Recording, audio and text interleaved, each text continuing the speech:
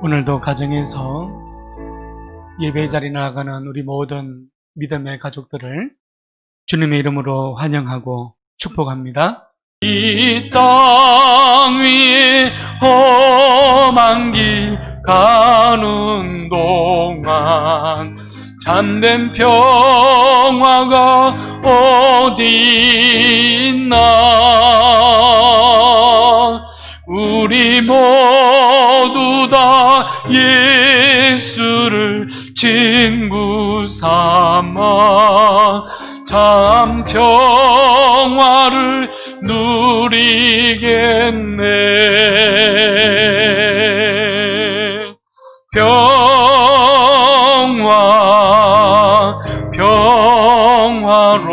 평화로다. 하늘 위에서 내려오네. 그 사랑의 물결이 영원토록 내 영혼을 덮으소. 평화로다.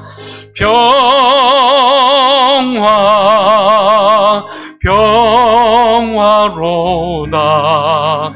하늘 위에서 내려오네.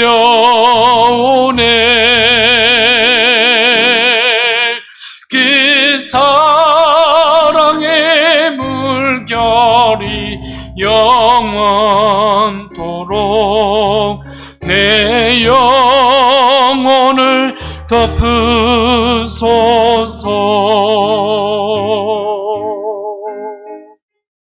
오늘 말씀은 구약성경 사사기 9장 16절부터 25절까지 말씀입니다.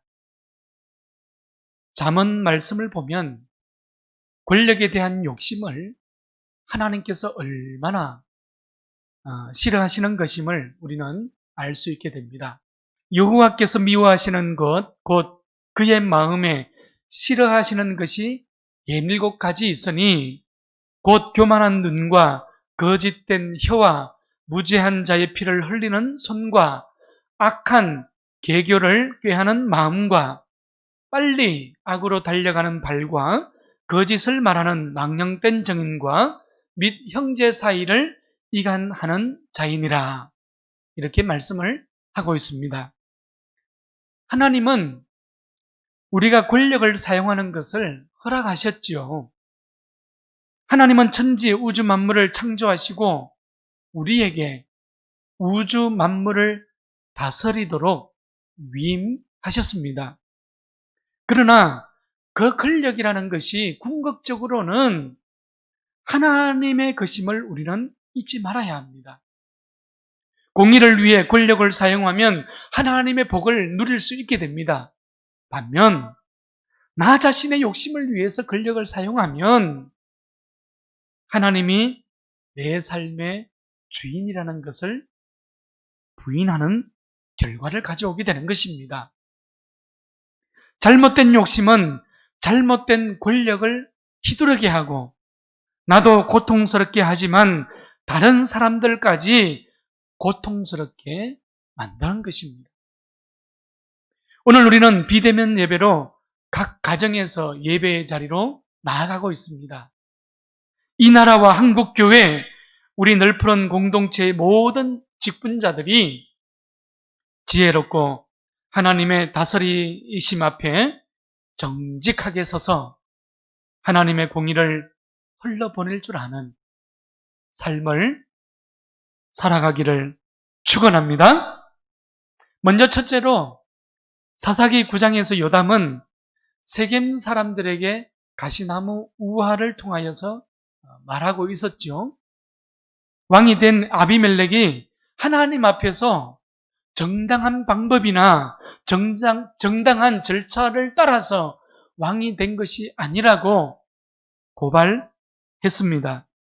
아비멜렉은 하나님의 뜻을 따라 왕으로 세워진 것이 아니었어요. 아비멜렉은 하나님이 아니라 바알브릿의 신전을 자신의 권력의 근원으로 삼았지 않습니까? 사사기 9장 4절을 보게 되면 신전에서 은을 제공받고 그 은으로 방탕하고 경박한 사람들을 사서 따르게 하였다. 이렇게 기록하고 있습니다. 왕이 되기 위해서 하나님을 모르는 사람들, 경건을 모르는 사람들, 방탕한 사람들을 동원했다고 성경은 우리에게 말씀하고 있는 거예요. 그리고 절대 일어나서는 안 될 끔찍한 일들을 행하고 있습니다. 5절 말씀이죠. 자기 형제 70명을 한 바위 위에서 죽였습니다. 왕이 되기 위해서 통치의 근원을 바알버리 신전으로 삼고 방탕한 사람들을, 경박한 사람들을, 하나님을 모르는 사람들을 동원해서 이제는 자기의 이복 형제들까지도 모조리 제거한 것입니다. 자신의 야망을 위해서, 자신의 욕심을 이루기 위해서 해서는 안 될 일을 아비멜렉은 행하였던 것입니다. 서자였던 아비멜렉은 아버지 기드온의 정통성을 가지는 것이 너무나도 중요했죠. 왕이 되기 위해서는 기드온의 정통성을 반드시 확보해야만 했습니다. 그래서 인간적으로 잔인한 방법을, 악한 방법들을 지금 동원하고 있는 것입니다. 인간의 욕심이 이토록 무서운 것입니다. 요담은 아버지 기드온이 이스라엘을 어떻게 구원했는지, 기드온의 300용사들이 미디안의 손에서 어떻게 이스라엘 민족을 구원했는지 기억하게 하지요. 목숨을 걸고 말도 안 되는 전쟁을 기드온과 기드온의 300용사들이 전쟁의 자리에서 승리로 이끌어서 미디안의 손에서 나라를 구했지 않습니까? 그런데 오히려 기드온의 가문을 피로 물들인 살인자를 지금 왕으로 삼았다. 그것이 이스라엘의 현재의 모습이라고 지금 고발을 하고 있는 겁니다. 본문 20절 말씀을 보십시오.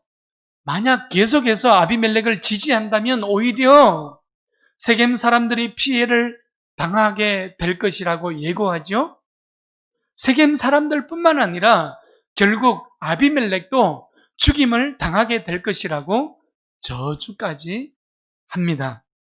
요담도 아비멜렉의 손에 잡히면 목숨이 위태로운 상황이에요.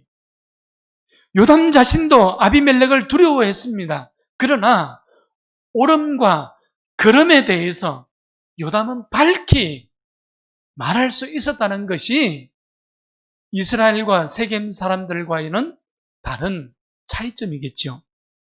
우리는 살아오면서 때때로 하나님의 말씀에 어긋나는 행동인 줄 알면서도 하나님을 배반하는 일을 선택할 때가 있었지 않습니까?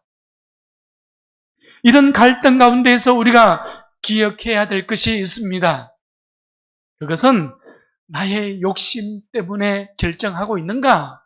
아니면 하나님의 말씀 때문에, 진리 때문에 이 일을 결정하고 있는가입니다.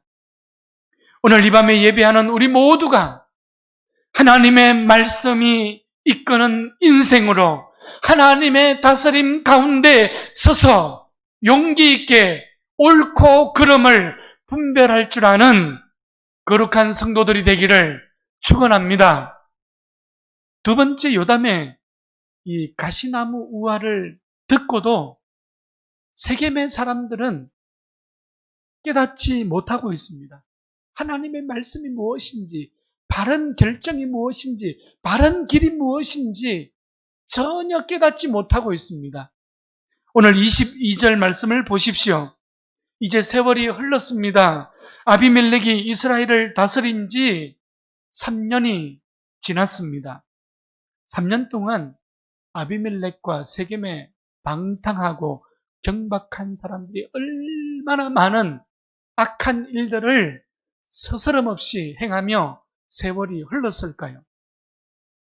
악한 일에는 그들이 한 마음이 되었을 것입니다. 왕의 자리를 지키기 위해서는 못할 일이 없었을 거예요.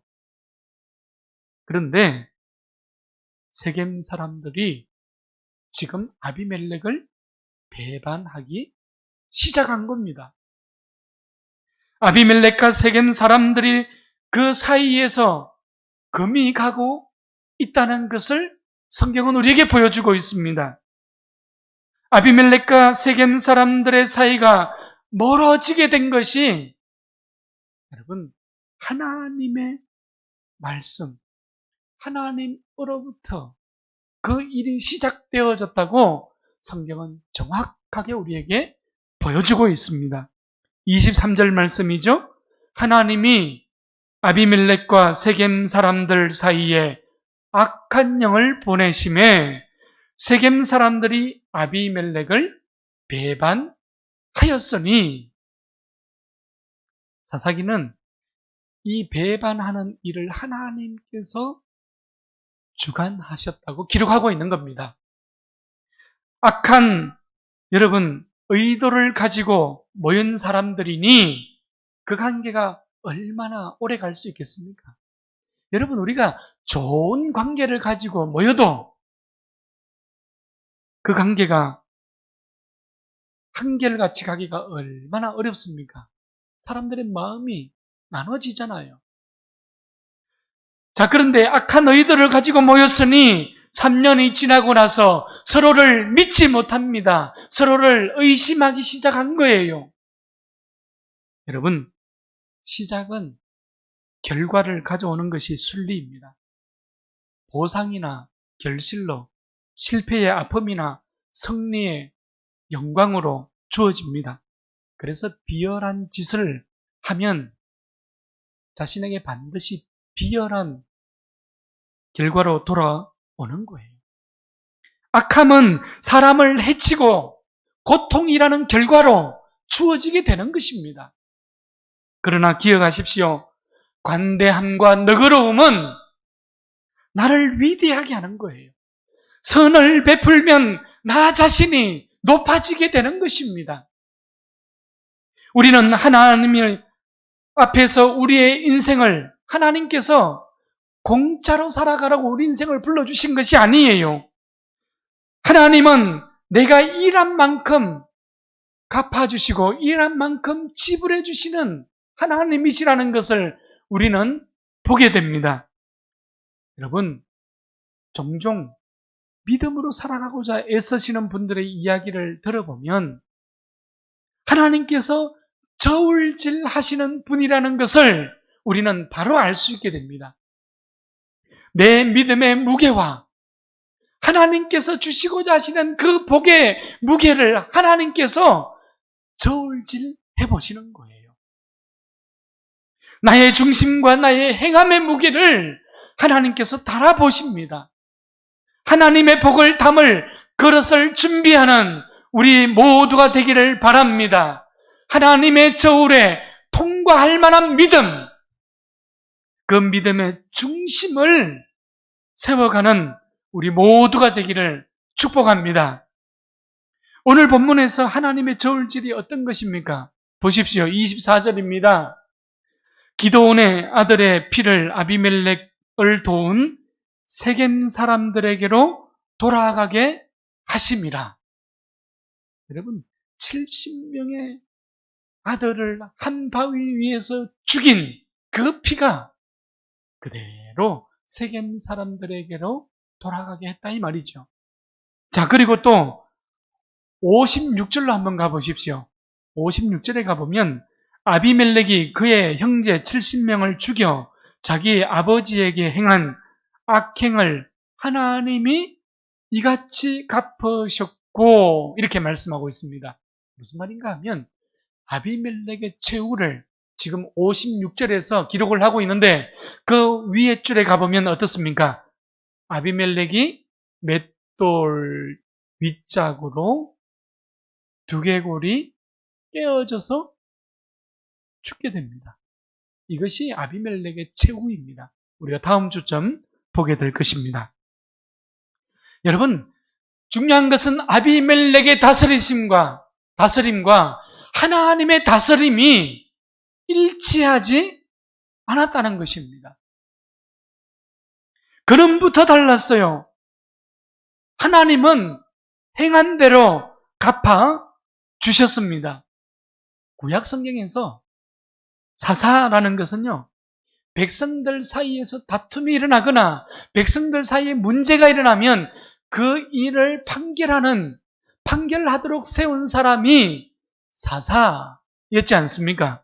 히브리어로는 샤파트라는 용어입니다. 그런데 이 사사기에서는 이 판결의 기능을 담당하는 것에 플러스해서 이스라엘을 침략하는 이방 세력에서 보호하고 전쟁을 나아가서 싸워 이스라엘 민족을 건져 구원해내는 그런 전쟁의 리더의 역할까지 가진 사람을 사사기에서는 사파트라고 명명한 것입니다. 그러니 여러분, 사사는 하나님과 동족인 이스라엘을 위하여서 싸우도록 부름받은 사람이지 않습니까? 하나님과 싸우는 사람이 아니에요. 동족 이스라엘과 싸우는 사람이 사사가 아닙니다. 그런데 오늘 아비멜렉은 어떠했습니까? 하나님을 힘의 근원으로 삼지 않았습니다. 바알버릿이 그 신당을, 그 우상숭배와 혼합신앙을 자신의 힘의 근원으로 삼았지요. 자신의 왕위를 지키기 위하여서 동족 이스라엘과 맞서서 싸우고 있지 않습니까? 형제를 쳐 죽이고 하나님의 백성을 대적으로 삼고 싸움을 벌이고 있는 모습이 지금 사사기에 고스란히 기록이 되어지고 있는 거예요. 하나님을 위하는 것이 아니라 하나님을 대적하고 있는 모습이죠. 하나님이 세운 직분자들, 여러분, 이 직분자들은 누구라 할지라도 항상 자신을 돌아보고 자신을 살필 수 있어야 합니다. 하나님이 세운 교회, 하나님의 부르심을 받은 성도들은 항상 이 시대 속에서, 이 세계 속에서, 이 역사의 책임의 자리에 여러분 설 수 있어야 합니다. 그래서 자신을 돌아보고 이웃을 살필 수 있어야 하는 거예요. 마땅한 책임이 따르기 때문입니다. 이것이 부름을 받은 교회요, 부름을 받은 성도의 자리입니다. 내가 맞서 싸워야 할 대상이 누구인지 내 안에, 내 가정 안에, 내 공동체 안에, 내가 서 있는 이 역사 안에 하나님의 샬롬이, 하나님의 다스리심이 세워지고 있는지 우리는 돌아보고 살펴봐야 하는 것입니다. 마지막으로 오늘 살펴봐야 할 부분은 세겜 사람들은 아비멜렉의 잔인함과 또 혈통적으로 정통성에서 어긋난 것을 알면서도 아비멜렉을 왕으로 삼았다는 것이에요. 아비멜렉은 자신의 꿈대로 왕이 되었지요. 통치자가 되어서 이스라엘을 다스리고 있습니다. 그런데 성경은 아비멜렉의 통치를, 아비멜렉의 다스리심을 어떻게 평가하고 있을까요? 구약 성경에서 이스라엘의 초대 왕을 누구라고 부르고 있습니까? 예, 사울이죠. 사울 왕입니다. 그 다음은 누구입니까? 두 번째는 다윗 왕입니다. 그럼 아비멜렉은 지금 어디에 있습니까? 오늘 본문 사사기 말씀을 보면 아비멜렉이 이스라엘의 초대의 왕이 되어서 여러분 3년이나 통치를 하고 있었지 않습니까? 그러나 성경은 아비멜렉을 이스라엘의 왕으로 인정하지 않고 있다는 사실입니다. 성경은 아비멜렉을 이스라엘의 초대 왕으로 인정하지 않고 있다는 사실을 오늘 이 밤에 우리는 눈여겨서 자세히 볼 수 있기를 바랍니다. 본문에서 아비멜렉을 왕으로 세운 세겜 사람들도 아비멜렉을 배반하고 있지 않습니까? 히브리 원어 성경을 보게 되면 더 선명하게 분명해지는 것을 우리는 보게 됩니다. 22절에서 여러분 다스리다, 다스린지라는 이 다스리다라는 동사가 말라크라는 동사가 나와야 됩니다. 말라크라는 동사를 사용해야 되는데 히브리 원문에 보게 되면 말라크라는 동사가 아니라 사르라는 동사를 사용하고 있어요. 여러분, 이 사르라는 것은 왕에게 쓰는 용어가 아닙니다. 단순히 우두머리 정도로 취급하고 있는 거예요. 우두머리 정도를 사르라고 이야기하는 것입니다. 그러니까 여호와께서 통치하신다. 이것은 어떤 용어가 됩니까? 말라크 야훼 이렇게 되는 거예요.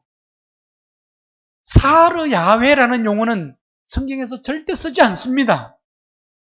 그런데 오늘 22절 말씀에서 아말렉이 다스린 지 3년이 되니라. 여기에서 다스리다라는 동어를 말라크라는 용어가 아니라 사르라는 용어를 쓰고 있다는 것을 오늘 기억할 수 있기를 바랍니다. 여러분, 결국 사사기는 아비멜렉의 다스림을 사울과 다윗 왕의 다스림과 구별하고 있다는 거예요. 왕으로서의 다스림이 아니라 우두머리로서 지도했을 뿐이라고 선을 긋고 있는 것입니다. 이것이 아비멜렉을 향한 성경의 평가입니다. 말씀을 정리합니다. 사사기는 오늘 아비멜렉의 왕위 쟁탈 사건, 잔인한 형제 살육 사건을 사사기 전체 가운데에서 중심에 두고 있다는 것을 우리는 보게 됩니다.